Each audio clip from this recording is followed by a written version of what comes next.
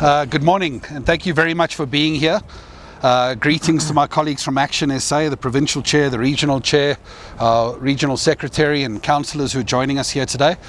And I suppose we are here once again, aren't we, in the revolving door of city politics in Johannesburg. And let's start on that particular note to recognise that the residents of Johannesburg have endured a huge amount of instability, and that instability very clearly translating into failed service delivery.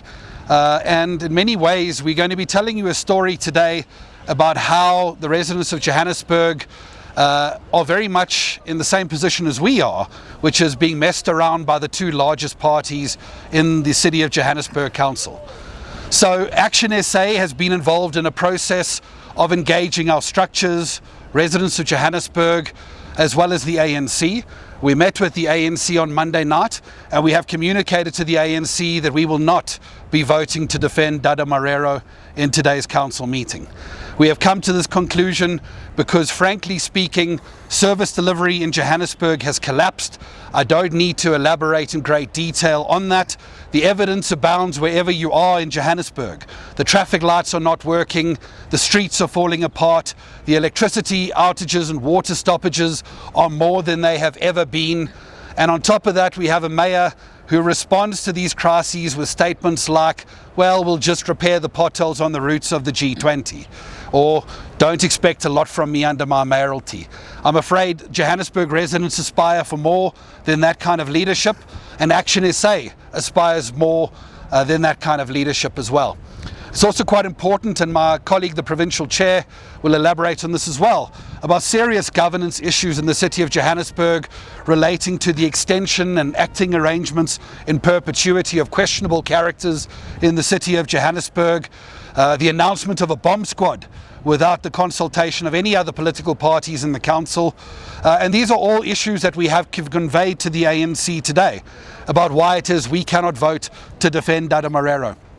We have conveyed to the ANC that we believe that the problem is Dada Morero and not the ANC.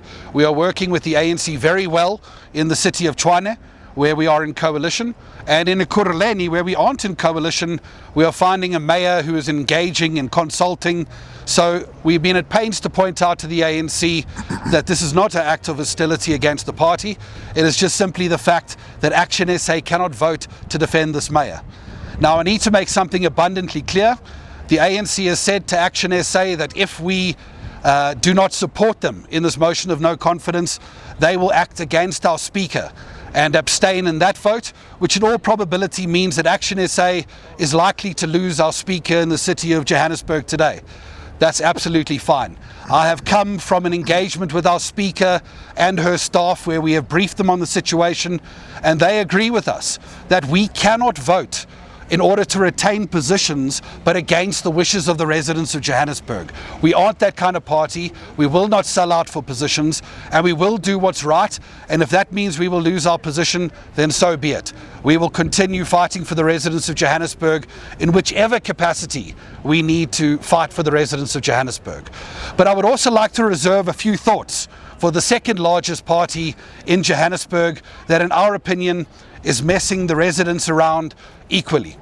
The Democratic Alliance has brought this motion of no confidence today, but they haven't communicated with any other political parties to get their support for this motion, which raises the question, are we once again talking about a gimmick that takes place at the expense of the credibility and the stability of the City of Johannesburg?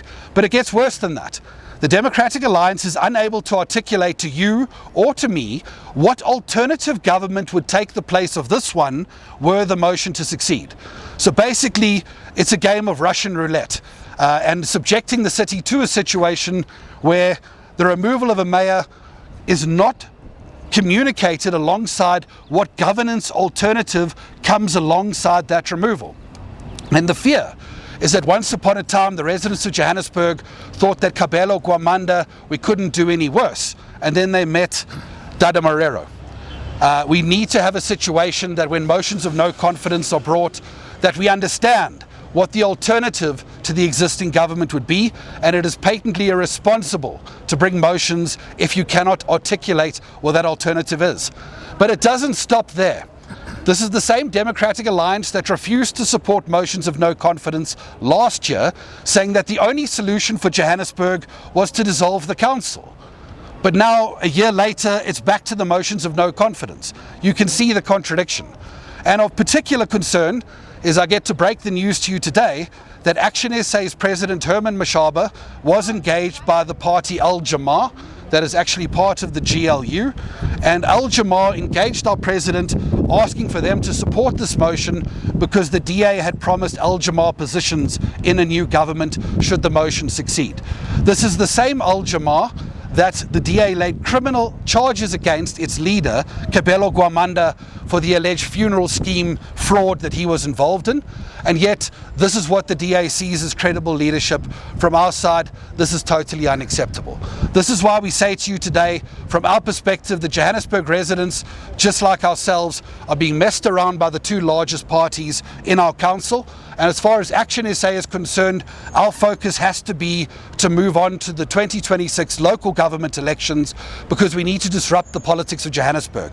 As long as these two parties remain the two largest in our council, Johannesburg will be hamstrung and service delivery will continue to collapse in the name of election gimmicks that we see here today. So thank you very much for being here today. And it's for me to pass over to our provincial chairperson to say a few words as well. Do you want me to hold for you? Yeah, thank you very much, Michael. Yeah, so it's quite disappointing that we are at this particular point this morning. As Michael has already indicated, we're not going to vote to support the mayor. We're going to take a position, or we're going to abstain, and we're going to try and defend our own speaker. But clearly we won't have the numbers. If ANC decides to vote against our mayor, or even abstain and not support our speaker. So we are in this position, unfortunately, because of the mayor that has failed, a mayor that has not delivered on anything. And when we actually came into this arrangement in July last year, we came with an understanding that we will be in the legislature, we will hold them accountable, we will work with them on issue by issue basis, and we anticipate that they will assist in turning around the city from what happened with Kabelo Gwamanda and with Thapelo Amad. But things got even worse to the point that he was not consulting with us. It's going to be interesting to see how EFF and PA and others vote, because even themselves are very unhappy with the way the mayor has handled himself. He didn't consult anyone on the budget, he didn't consult anyone on the so-called bomb squad, and on many other issues. We have engaged with him, particularly on the issue of the surcharge. From the day when we started working with the ANC, to say our residents are hard-pressed economically, financially, that we need to make sure that we help them by removing this surcharge. A commitment was made that we will deal with that in the adjustment budget. That was not done. A commitment was made that we will deal with that in the new budget in May. That was not done. And this is why we are taking a position today that this is not the mayor that the city of Johannesburg residents need. And unfortunately, we will not support them. But equally, we will not support the DA in their gimmicks, because we know they're not serious about this motion. We know that the DA is the party that collapsed a government that was working under Mpopalat, a government that was supposed to, at this moment, residents will be enjoying the services that will be getting from that mayoralty, that included ActionSA. When the PA asked for more recognition in the multi-party, and the DA was refusing, it was the ActionSA that then offered two positions to ensure that we continue with that government. Positions that were occupied by the ActionSA, but the DA refused and chose to collapse the government of Mpopalat. The same DA, last year, as Michael indicated, when we were dealing with the issue of Kabelo Gwamanda, and we asked them to come and support our motion, they chose to say, let's collapse this government and put it under administration. So it is a DA that is not interested in the residents of Johannesburg. They're interested in gimmicks, in PR stunts, and we will not support them. We'll just abstain on this motion. We'll defend our speaker, and we hope that other parties will get to their senses and vote with us in defending the speaker. This is a speaker that has worked. Since she came into that office, she has turned it around in terms of public participation, in terms of oversight. You know, when she ran the IDP sessions across the 7 regions of the province, of the city, the DA, the same DA that actually occupies seats as ward councillors, were not attending those IDP sessions. Now you ask yourself, if you are in Region B, all the wards in Region B are run by DA councillors, and they don't attend an IDP session that's supposed to make inputs into the budget of the city. What is their interest? Is their interest to defend the residents of Region B, or is their interest to defend their own political party? So we are going to go in there today and defend our speaker. We will fold our arms when it gets to Dada Morero, because we don't believe that he's capable of taking this city anywhere. If he survives that motion, that's good for them, but we will continue to hold him accountable in whatever aspect that we can be able to do so. Thank you very much. Thank you. We are available to take some questions. You don't want I've got a grip on them. Once you let go, I tell you, it's chaos. Members of the media, you can just indicate your name in your media house, and then I'll direct the question to the relevant individual. Junior? Junior Kumalo from Newsroom Africa.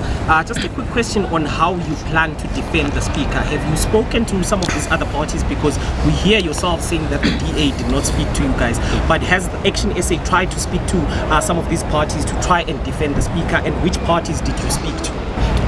Pule, ENCA? I mean, you say you've engaged the ANC on Monday night. Are you worried that what we are seeing here is a similar pattern that could potentially unfold in the city of Tshwane as well? Alpha, EWN?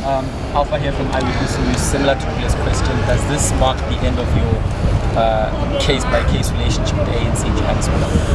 Funzi Michael? So I'll start, and please feel free to build on those remarks. From our point of view, we have engaged a number of parties. It looks like the parties in the GLU will be voting together as a bloc. So it does look like, in all probability, ActionSA's speaker may lose her seat today. But as I've indicated, we accept that. We are not going to be the party that clings on to positions without principle and against the wishes of the residents of Johannesburg, who no resident of Johannesburg is asking a political party to come here and defend this mayor today. And ActionSA is not going to do that for the sake of positions. We aren't sellouts. We're not going to adopt that kind of position. The nature of a issue-by-issue relationship is ActionSA will continue operating issue by issue. We're doing it in Parliament, where we aren't part of the GNU. And why wouldn't a party operate issue by issue? Because surely, if something is meritorious for our support, we should support it. And if something is not, we should oppose it. And I don't see why that would change if we lose that position. And as it responds to the city of Tshwane, we were very deliberate when we negotiated the city of Tshwane to adopt the principle with all parties concerned that we will not visit upon the city of Tshwane any instability taking place in another municipality. We've seen previously in the city of Ekurhuleni that there was instability there that had impacts here in Johannesburg, and we were very deliberate about negotiating with all parties to say that we cannot have the residents of Tshwane having instability there because of issues that have got absolutely nothing to do with them here. And for that reason, we respect our partners. I think our partners have adhered to that principle without doubt. Our provincial chairperson was engaged in meetings in the city of Tshwane as recently as last night that he described as constructive and productive, and there doesn't appear to be any fallout in that regard. But at the end of the day, we all are in these arrangements voluntarily. If a political party wants to reconsider their involvement in that arrangement, it is their choice to make.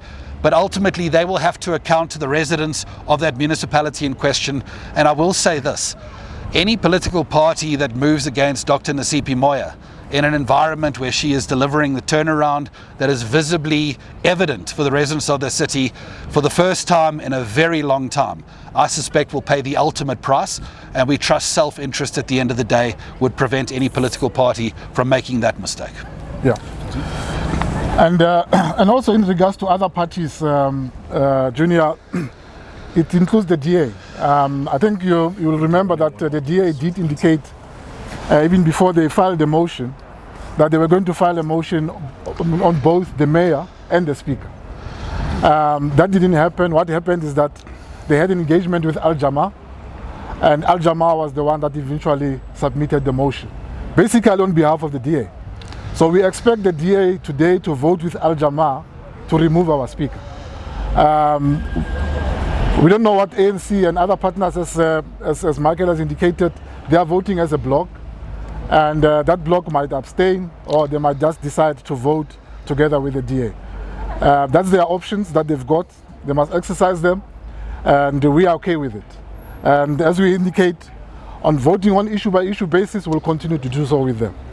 We highlight issues that of governance that are critical to the residents, the issue of the surcharge, the issue of the collection of revenue in the city. It can't be right that the city as big as the city of Johannesburg is collecting at 81% of revenue.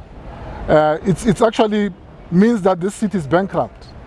And that is not something that is happening because of anything. It happens because there's no leadership.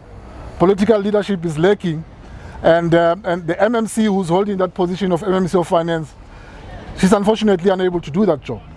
And instead of changing and reshuffling, the mayor wants to introduce a system that has never existed anyway, of swapping people on 6 months basis, something that has never existed in any municipality.